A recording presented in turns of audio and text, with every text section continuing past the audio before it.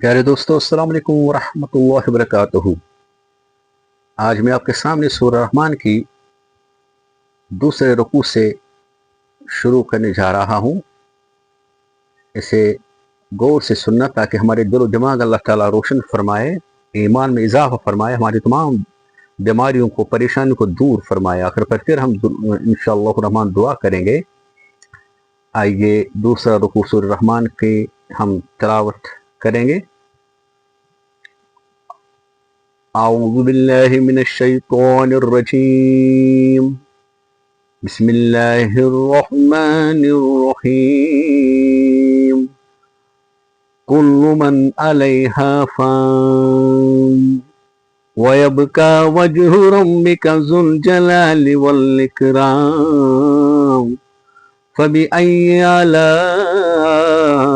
ربكما تكذبان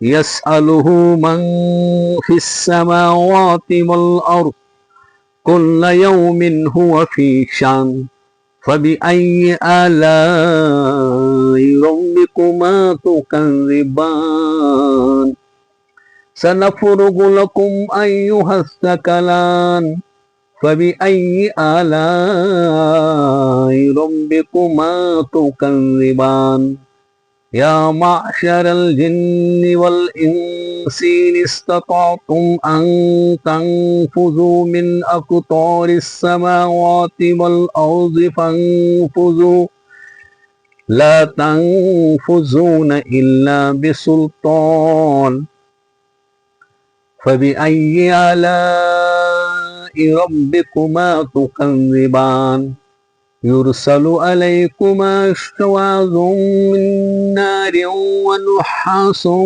فلا تنتصران فبأي آلاء ربكما تكذبان فإذا انشقت السماء فكانت وردة كالدهان فبأي آلاء ربكما تكذبان فيومئذ لا يسأل عن ذنبه إنس ولا جان فبأي آلاء ربكما تكذبان يعرف المجرمون بسيماهم فيؤخذ بالنواصي والأقدام فبأي آلاء ربكما تكذبان هذه جهنم التي يكذب بها المجرمون يطوفون بينها وبين حميم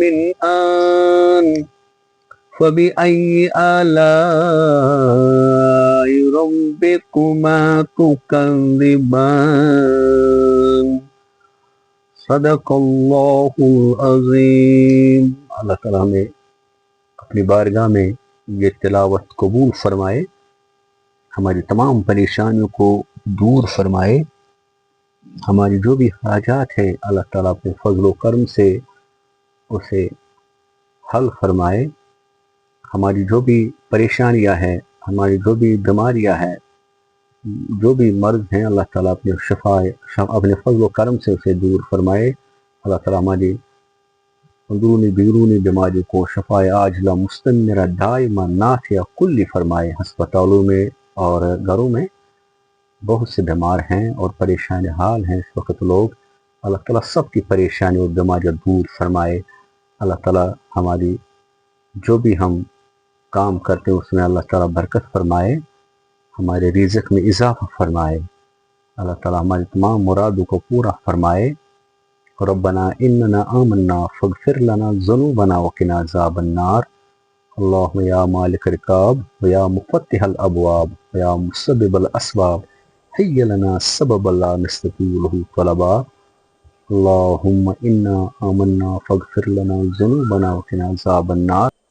آخر پر یہ گزارش کر رہا ہوں کہ اس چینل کو سبسکرائب کیجئے، لائک کیجئے اور کمنٹ باکس میں ضرور اپنی رائے کا اظہار کیجئے۔